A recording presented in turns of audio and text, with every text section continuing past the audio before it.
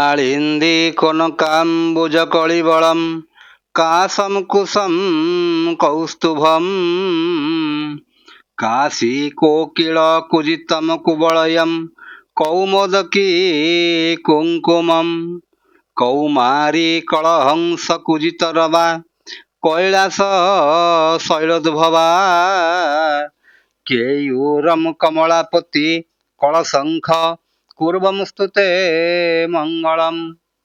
जय जगन्नाथ। मु ज्योतिर्विद चंद्रशेखर नायक मोर चैनल ज्योतिषर जातक को आपण माननको मोर अंतरर गभीरतम प्रदेशरु स्वागत जनाउछि।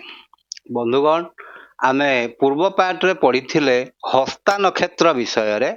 आज सेही क्रम रे जिबा चित्रा नक्षत्र। बंधुगण, चित्रा नक्षत्रटी दुईटी राशि रे भोग हुए, मन रखंतु। चित्रा नक्षत्रटी दुईटी राशि रे भोग हुए। तार अर्थ होउची आपण माने लक्ष्य करिथिबे केतेक जातक रे एमदी लेखा हितिबो 14/6। ता माने चित्रा नक्षत्र कन्या राशि।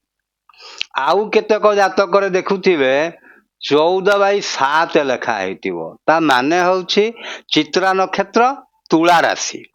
चल बंधुगण, यही नक्षत्रटी दीटी राशिर अंतर्भुक्त होइथाय। ताहले आमे देखिबा जे चित्रा नक्षत्र व्यक्ति मानक विषय रे आमे टिके जानकारी नबा। कौन कौन तांको पई शुभ, कोउटा अशुभ, सबु गुड़िक आमे जिनस आलोचना करिबा। देखंतु बंधुगण, जेउ व्यक्ति विशेष चित्रा नक्षत्र कन्या राशि बा तुला राशि रे जन्म ग्रहण करिथांती, तांकर दशा स्वामी हेइथांती ग्रह सेनापति मंगल। आ जाहांकर अवधि होउछि 7 वर्ष। आउ तांकर देवता होउछंती विश्वकर्मा, देवशिल्पी विश्वकर्मा। आ चित्रा नक्षत्रर आकृति जदि आमे देखिबा, गोटे चमकुथिबा मोती बा रत्न सदृश हे, चकचक करुथिबा मोती बा रत्न सदृश हेइथाय। आ म आगुरु कहिछि आपण मानको चित्रा नक्षत्रटी दुईटी राशि रे भोग हुए। ताहले तार दुईटी पाद, अर्थात प्रथम आ द्वितीय पादटी कन्या राशि रे थाए। प्रथम आ द्वितीय कन्या राशि रे थाए, जार मालिक बुध हेइथांती। आ 3 नंबर 4 नंबर ये हेइथांती कोन तुला राशि रे थाए, जार मालिक शुक्र हेइथांती। ताले आधिपत्य विषय रे जानिबा। जेउ पादटी बा प्रथम पाद द्वितीय पाद जाकी बुधंकर राशि कन्या राशि रे थाए, ताले से चित्रा नक्षत्र सेई मानक पई तांकर पेट ऊपर प्रभावटी पकई थांती। ता माने आधिपत्यटी पेट ऊपर थाए। आ जोरा 3 नंबर 4 नंबर चरण जदि आसीगला, से तुला राशि की पळई जानती, जार मालिक होउचंती शुक्र। आ से होउचंती किडनी आ अंटा ऊपरे तांकर प्रभावटी थाए। चल बंधुगण, आपण माने एटा जानिले। एबे जानिबा तांको पई कोन सब शुभ बोली करी। शुभ संख्याटी होउची तांको पई 9 नंबर संख्याटी शुभ। अक्षर संख्याटी, अक्षर होउचंती को अक्षर ना पी आ आर, माने प आ र, ए जो दीटी अक्षर ये होउचंती चित्रा नक्षत्र कन्या राशि बा तुला राशि। रंगटी होउची कला, दिगटी होउची गोटिए पश्चिम दिग, वृक्ष होउची बेल गछ। आउ जदि विवाह दश मेलक कथा जानिबा, जोनी होउछंती एमाने व्याघ्र जोनी, गण होउछंती राक्षस गण, नाड़ीटी होउछंती पृष्ठ नाड़ी। ताल बंधुगण, आपण माने एटा मने रखंतु, जो माने ज्योतिर्विद हवा पई चाहुछंती, मन कर आपनको के चित्रा नक्षत्र लोक कहूछि जे मो पई शुभ संख्याटी कोन, आपण कहि परिबे शुभ संख्याटी होउछि 9। मु केउ अक्षर रे नाटी देबी, पी अक्षर रे देई परिबे, आर अक्षर। पी अक्षर अर्थ जदि कन्या राशि है ताले पी अक्षर रे, ଯଦି ତୁଳା ରାଶି ହେଇଛି ଆର ଅକ୍ଷରରେ, ଆଉ ସେମାନଙ୍କ ପାଇଁ କଳା ରଙ୍ଗଟି ଶୁଭପ୍ରଦ ହେଇଥାଏ, ପଶ୍ଚିମ ଦିଗଟି ଶୁଭପ୍ରଦ ହେଇଥାଏ। ଆଉ ସେମାନଙ୍କର ଆରାଧ୍ୟ ଗଛ ହେଉଛି ବେଲଗଛ।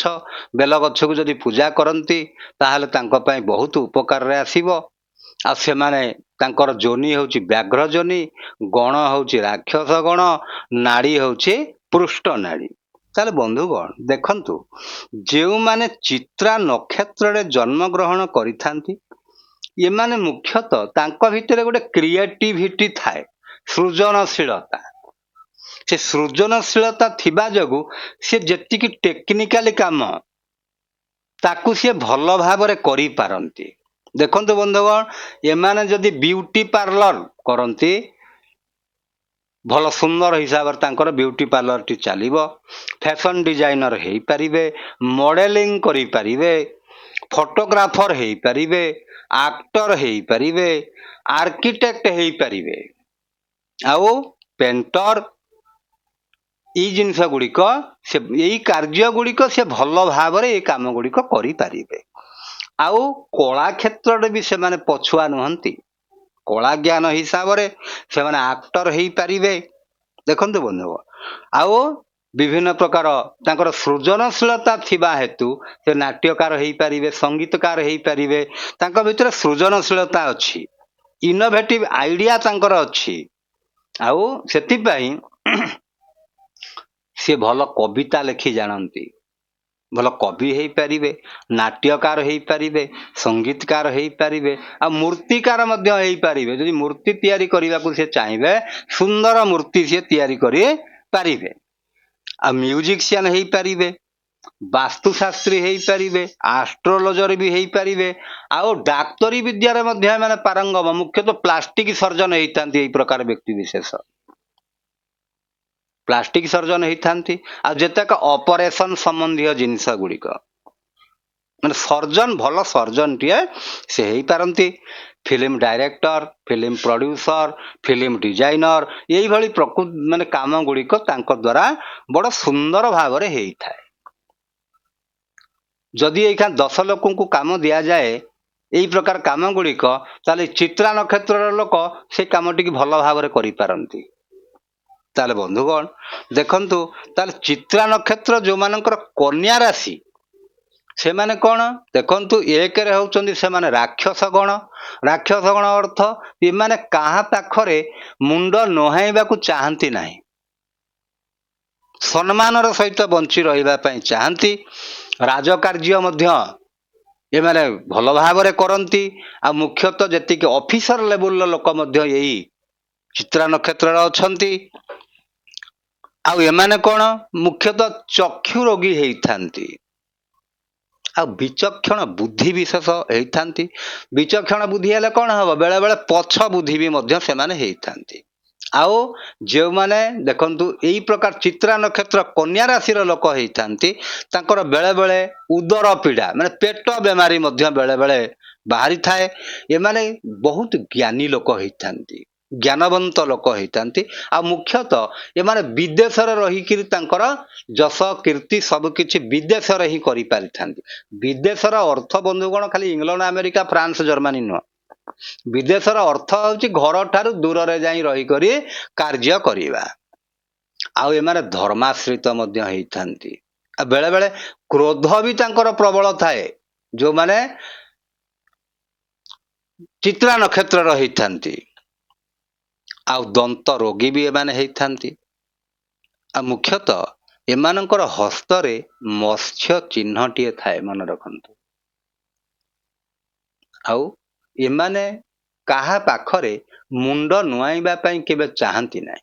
ତାହେଲେ ଏବେ ଦେଖିବା ବନ୍ଧୁଗଣ, ଚିତ୍ରା ନକ୍ଷତ୍ର ତୁଳା ରାଶି ଯେଉଁମାନଙ୍କର 14/7 ଲେଖା ହେଇଛି, ସେମାନେ କ'ଣ, ସେମାନେ ବି ରାକ୍ଷସ ଗଣ। ରାକ୍ଷସ ଗଣର ଲୋକ ମୁଁ କହିଛି, ଏମାନେ ତାଙ୍କର ହକଟା ଜବରଦସ୍ତ ଆଦାୟ କରନ୍ତି।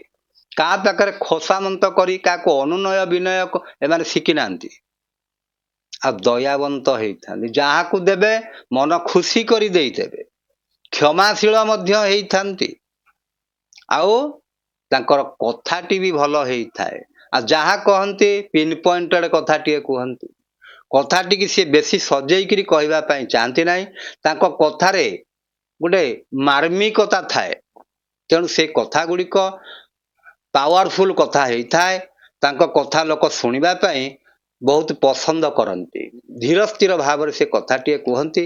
ଆଉ ଯଦି ତାଙ୍କ କଥାରେ କୌଣସି ଲୋକ ରାଜି ନ ହୁଅନ୍ତି ତାହେଲେ ସେ ରାଗି ବି ଯାଆନ୍ତି। ଆଉ ଏମାନେ ଭାରି ଖାଇବା ପ୍ରିୟ ଲୋକ ହେଇଥାନ୍ତି। ବିଭିନ୍ନ ପ୍ରକାର ଜିନିଷ ଖାଇବା, ମୁଖ୍ୟତଃ ଫାଷ୍ଟ ଫୁଡ ଖାଇବା ତାଙ୍କର ମାନେ ବହୁତ ରୁଚି ଥାଏ ସେ ପ୍ରତି। ଆଉ ଇଏ ଟିକେ କ'ଣ ହେଇଥାନ୍ତି, ସ୍ଲୋ ହ୍ୟାଣ୍ଡ ହେଇଥାନ୍ତି। ତା ମାନେ ହେଉଛି ପ୍ରତ୍ୟେକ କାମଟିକୁ ସେ ଯେଉଁ ଆରମ୍ଭ କରନ୍ତି ଟିକେ ବିଳମ୍ବରେ କରନ୍ତି। ଆଉ ଏମାନେ ଦନ୍ତ ରୋଗୀ ହେଇଥାନ୍ତି, କିନ୍ତୁ ବହୁଜନ ପ୍ରିୟ ହେଇଥାନ୍ତି। ଏମାନେ ତାଙ୍କୁ ବହୁତ ନେତୃତ୍ୱ ନେବା ପାଇଁ ସେମାନେ ବହୁତ ଭଲ ଲୋକ। ତାମାନେ ତୁଳା ରାଶିର ଲୋକ, ସେମାନେ ନେତୃତ୍ୱ ନେବା ପାଇଁ ଫିଟ୍। ଆଉ ସୁବକ୍ତା ମଧ୍ୟ ହେଇଥାନ୍ତି। ଭଲ କଥା, ଭଲ ଭାଷଣ ଦେଇ ଜାଣନ୍ତି। ସୁଲେଖକ ଏମାନେ ହେଇଥାନ୍ତି। ଆଉ ଯଦି ବାଣିଜ୍ୟ କରନ୍ତି, ବେପାର ବାଣିଜ୍ୟ କରନ୍ତି, ତାହେଲେ ସେମାନେ ମଧ୍ୟ ବହୁତ ତାଙ୍କର ବୁଦ୍ଧି ଅଛି ବେପାର ବାଣିଜ୍ୟ କରିବା ଲାଗି। ଆଉ ଶାସ୍ତ୍ରରେ ମଧ୍ୟ ପ୍ରବୀଣ ହେଇଥାନ୍ତି। ଯଶକାରୀ ପଣ୍ଡିତ ହେଇଥାନ୍ତି, ସିଏ କୀର୍ତ୍ତିବାନ ହେଇଥାନ୍ତି। ଆଉ ମୁଖ୍ୟତଃ ଏମାନେ ଶ୍ୟାମଳ ବର୍ଣ୍ଣର ହେଇଥାନ୍ତି ବା ଗୌର ବର୍ଣ୍ଣର ବି ହେଇଥାନ୍ତି। ଦାତା ହେଇଥାନ୍ତି, ବହୁତ ଯାହାକୁ ଦେବେ ମାନେ ମନ ଖୁସି କରି ଦେଇ ଦିଅନ୍ତି। ଆଉ ଗୁରୁ ବ୍ରାହ୍ମଣରେ ତାଙ୍କର ଭକ୍ତି ଥାଏ। ଆଉ ଏମାନେ ବହୁତ ଦମ୍ଭର ସହିତ କଥାଟି କହନ୍ତି, କାହିଁକିନା ଏମାନେ ସତ୍ୟବାଦୀ ଲୋକ। ଆଉ ମୁଖ୍ୟ ତାଙ୍କର ବଦଗୁଣ ହେଉଛି କ୍ରୋଧ। ସେ ରାଗି ଯାଆନ୍ତି ଲୋକ ପ୍ରତି, ଆଉ ହଠାତ୍ କରି ଲୋକଙ୍କୁ ବିଶ୍ୱାସ କରି ଯାଆନ୍ତି। ଏଇ ଗୁଣଟି ତାଙ୍କର ବଦଗୁଣ। ତେଣୁ ବନ୍ଧୁଗଣ, ଯେଉଁମାନଙ୍କର ଚିତ୍ରା ନକ୍ଷତ୍ର କନ୍ୟା ରାଶି ବା ତୁଳା ରାଶି, ଆପଣମାନେ ଯଦି କ୍ରୋଧକୁ ସମ୍ବରଣ କରିବେ ତାହେଲେ ଆପଣ ନିଶ୍ଚିତ ଭାବରେ ଗୋଟିଏ ସଫଳ ମଣିଷ ହେବେ। ଏମାନେ କଥାରେ, ତାଙ୍କ କଥାରେ ଗୋଟେ ଦମ ଥାଏ। ସେ ଯାହା କହିବେ ସେ କାମଟି ସେ କରିବା ପାଇଁ ଚେଷ୍ଟା କରିବେ, ସେ ସେଥିରୁ ପଛେଇ ଯିବେ ନାହିଁ। ଆଉ ଏମାନେ ସହଜରେ କାମ କରନ୍ତି ନାହିଁ। ଯଦି ତାଙ୍କ ମନକୁ ପାଇନାହିଁ, ଆପଣ ଯେତେ ତାଙ୍କୁ କହିଲେ ମଧ୍ୟ ସେ କାମ କରିବେ ନାହିଁ। ଆଉ ତାଙ୍କ ମନକୁ ପାଇଛି, ଆପଣ ଯେତେ ମନା କଲେ ବି ସେ କାମଟି କରିବେ। ହଉ ବନ୍ଧୁଗଣ, ମୁଁ ଭାବୁଛି ଆପଣମାନେ ବୁଝି ସାରିବେଣି। ଭଲ ଲାଗିଥିଲେ ଲାଇକ୍ କରିବେ, ସେୟାର କରିବେ, ସବସ୍କ୍ରାଇବ କରିବେ। ଏତିକିରେ ରହିଲି ବନ୍ଧୁଗଣ। ଜୟ ଜଗନ୍ନାଥ।